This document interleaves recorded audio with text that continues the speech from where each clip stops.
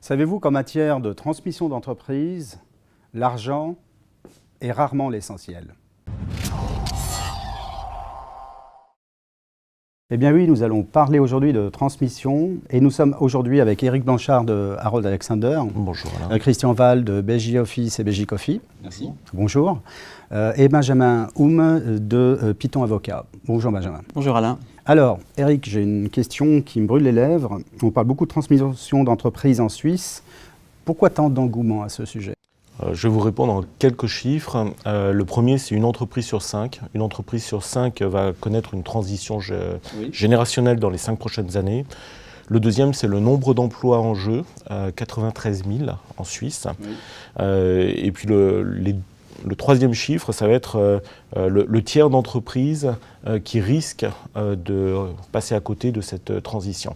En Europe, pour le savoir, il y a 600 000 emplois qui ont été détruits du fait de transitions qui ont été mal gérées ou insuffisamment complétées. D'accord, donc c'est un point quand même qui est majeur puisque ça touche directement des emplois, mais c'est aussi des entreprises qui sont vendues ou achetées. Et vous m'avez dit qu'il y avait plusieurs modes de transmission. Oui, absolument. On va peut-être céder la parole à Christian Val qui nous a rejoint. Le premier mode de transmission, c'est la transmission au sein de la famille. Ça a été le cas, Christian ? Oui, donc j'ai eu la chance de pouvoir reprendre les activités de l'entreprise familiale. Donc je représente la 4e génération. Donc c'était il y a 10 ans. Donc je ne suis pas un spécialiste de la transmission d'entreprise, mais je l'ai vécu. Ouais, voilà. Je l'ai vécu. Donc vous pouvez me donner quelques éléments par rapport à cette transmission sans entrer dans le détail, je veux dire au niveau humain, au niveau de la relation, au niveau de... Bon, on était 4 familles au sein, au sein de l'actionnariat, donc qui étaient représentées aussi au sein du conseil d'administration. Il y avait des divergences de vision. Et puis, bon, j'ai décidé, je leur ai annoncé mon intention de reprendre les activités, grâce aussi à un partenaire extérieur qui m'a conseillé dans cette voie. Et puis, tout s'est fait assez vite. On a pu séparer les activités et créer 2 nouvelles entités et reprendre justement toute la partie opérationnelle. Vous, Benjamin, votre partie, c'est plutôt le juridique. Qu'est-ce que ça implique aujourd'hui à ce niveau-là ? Alors, la transmission d'entreprise, alors on en parlera tout à l'heure aussi, il faut la planifier à l'avance. Je pense que vous avez fait ça de manière professionnelle avec d'autres personnes. On peut imaginer aussi de faire des transmissions d'entreprise, donc avec des ventes du capital action, ou alors ce qu'on oppose aussi, c'est des ventes d'actifs. On peut ensuite choisir quels sont les actifs qu'on veut absolument vendre ou pas. Et ça, c'est des choses qu'on planifie de manière à l'avance, évidemment. C'est un acte qu'on doit voir le plus tôt possible serait idéal, mais c'est vrai qu'on a aussi des situations où on doit intervenir en urgence. C'est une affaire de cédants et de personnes qui vont acquérir ces entreprises. Est-ce qu'on doit se préparer vraiment, je m'adresse à vous Eric, on doit se préparer en avance ou... Je vais recéder la parole à nos 2 amis. Peut-être Christian, dans le cas que vous avez vécu, est-ce que ça s'est fait du jour au lendemain ? Est-ce que ça a été un processus long ? Si oui, sur combien de temps ? Et là, on va peut-être parler un petit peu moins des aspects juridiques, mais plus des aspects personnels, interpersonnels. Oui, il y a eu 2 phases. En fait, il y a eu un long processus de transmission d'actions au sein de l'entreprise qui, pour finir, n'a pas abouti puisqu'on a séparé certains actifs justement pour accélérer la transmission.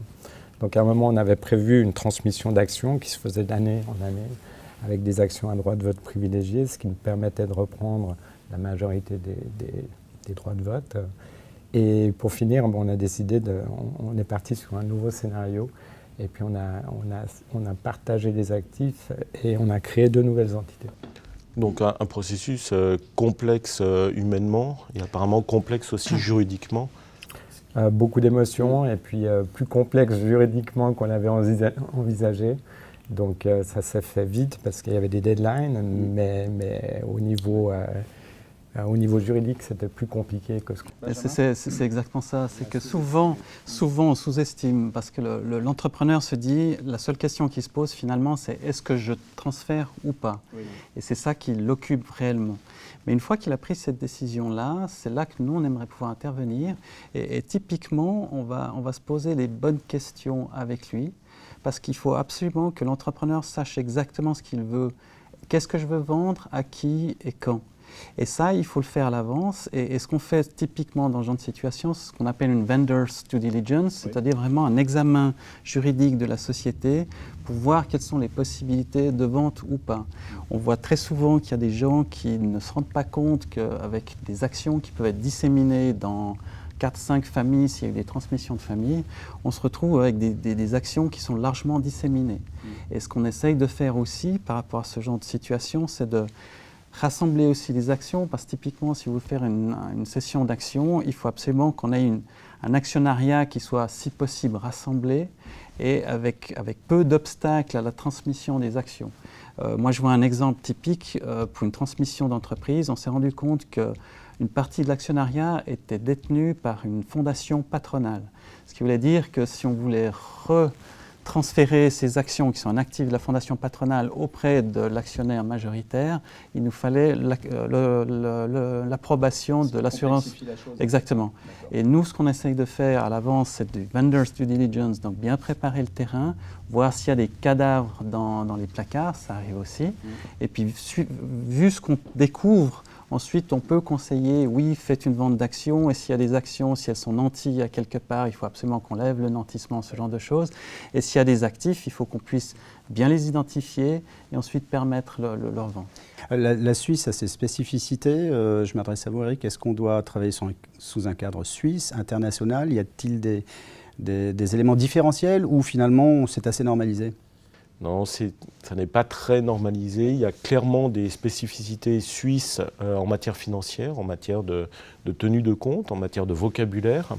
Il y a des normes internationales qui existent, mais qui ne sont pas suivies de façon universelle en Suisse, les normes IFRS par exemple.